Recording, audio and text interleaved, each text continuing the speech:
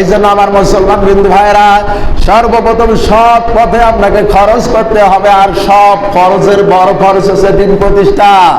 এই দিন প্রতিষ্ঠার কাজ করেছিলেন আমাদের নবী, বিশ্ব নবী মুহাম্মদ রাসূলুল্লাহ। সর্বপ্রথম তার জীবনের টার্গেট হচ্ছে দিনকে বিজয়ী করা। এই দিন বিজয়ের কাজ আমাদের রাসূল করেছিলেন, আর আমরা উম্মত হয়েও সেই কাজ করা লাগবে। কথা বলেন ঠিক কিনা? এমন দিনে আমি আপনি উপস্থিত হয়ে যাব, আপনি উপস্থিত হয়ে যাব। এই দুনিয়ার জমিনে আমরা খরচ করিনি আমাদের রিজিক থেকে, এই দিন কায়েমের পথে, গরিব মিসকিনের পথে, যাকাতও দেইনি। এই যারা আমরা এই কাজগুলো করিনি, আমরা যখন আল্লাহর দিবসে, যখন মালিক ইয়াউমিদ্দিন, যেদিন বিচার দিবস যেদিন কায়েম হয়ে যাবে, আমার আল্লাহ যখন আহকামিলা হাকিমিন হয়ে, শ্রেষ্ঠ বিচারক হয়ে যখন বিচার কাল চালায় বসে যখন বিচার করবেন, তখন আপনাকে ধরবেন, আমি আল্লাহ আপনাকে রিজিক দিয়েছিলাম, এই রিজিক তুমি কোন পথে খরচ করেছো বলো। আল্লাহকে তখন সেই সময়ে মানুষগুলো বলবে যে আল্লাহ একটু সময় আমাকে অবকাশ দিলে না কেন, দুনিয়ার জমিনে আমি আবার ফিরে যাব, আর সেই সময়ে যাই আমার এই রিজিক থেকে আপনার রাস্তায় ব্যয় করে আপনি পুণ্যবানদের সঙ্গী হয়ে যাব। তাদের এই আশা, তাদের এই আকাঙ্ক্ষা শুধুমাত্র রয়ে যাবে, তারা পূরণ করতে পারবে না।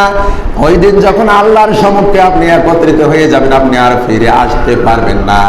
এই জন্য আল্লাহ পাক 500 বিধানের মধ্যে এই একটি বিধান দিয়েছেন যে আমি আল্লাহ তোমাদেরকে রিজিক দিয়েছি, রিজিকটা আমি আল্লাহর পথে, সৎ পথে, ভালো পথে খরচ করতে হবে। বলেন সুবহানাল্লাহ।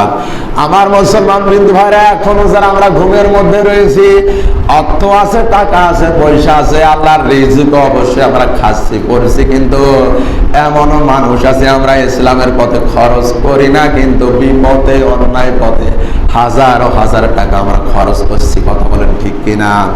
এই খরচ করার কারণে আপনি আফসোস করবেন।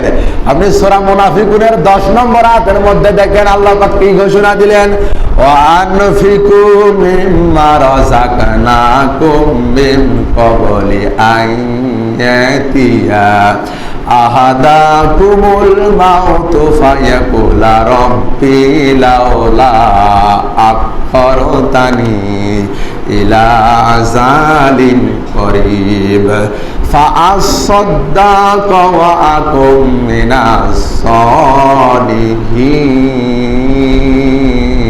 জোরে বলেন আল্লাহু আকবার। আল্লাহ পাক ঘোষণা দিলেন, ওয়ানফিকু মিম্মা রাযাকনাকুম মিন ক্বাবলি আন ইয়াতিয়া আহাদাকুমুল মাউত। তোমাদেরকে আমি যে রিজিক দিয়েছি, সেই রিজিক থেকে তোমরা খরচ করো তোমাদের নিকট মৃত্যু আসার পূর্বেই। আমার আল্লাহ যে আনফিকু শব্দটা আদেশ দিয়েছেন, তোমাদের নিকট মৃত্যু আসার পূর্বেই তোমরা এই রিজিক থেকে খরচ করবে। আর যদি খরচ না করো, যখন মৃত্যু এসে যাবে, তখন তোমরা বলবে ফায়াকুলা রব্বি, হে আমার রব, হে আমার প্রতিপালক, ফায়াকুলা রব্বি লাউলা আখখারতানি ইলা আযালিন করিব, আমাকে একটু সময় অবকাশ দাও, আমার জন্য একটু সময় দিয়ে দাও, আমি যেন আবার জীবনে যে দান খয়রাত করে আমি যেন সলিহিন, যারা সত্যবাদী, যারা তাদের সঙ্গে হতে পারি। আল্লাহ বলবে তোমার আশা আকাঙ্ক্ষা সব কিছু এই দুনিয়ার জমিনে এখানে পড়ে যাবে, তোমরা আর দুনিয়াতে যেতে পারবে না।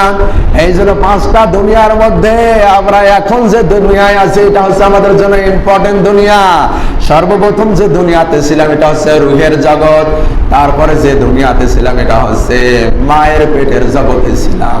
এখন যে দুনিয়াতে আছে এটা হচ্ছে পরীক্ষার দুনিয়া। এই দুনিয়ায় যারা পাস করবে, আখিরাতে তারা সফল হবে। কথা বলেন ঠিক কিনা?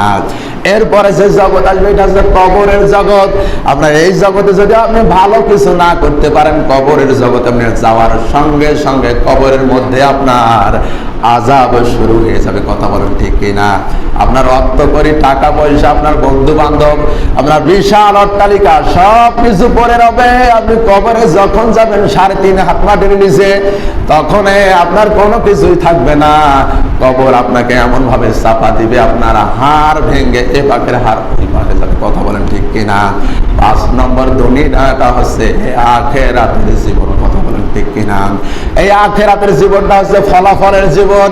আপনি পাস করবেন অথবা ফেল করবেন, যদি এই দুনিয়াতে যদি আপনি সৎ কর্ম করেন, সৎ আমলের উপরে যদি প্রতিষ্ঠিত থাকেন, অবশ্যই অবশ্যই এই আখিরাতের দুনিয়াতে আপনি সফল কাম হয়ে চিরন্তন জান্নাতে ঢুকে যাবেন। বলেন সুবহানাল্লাহ।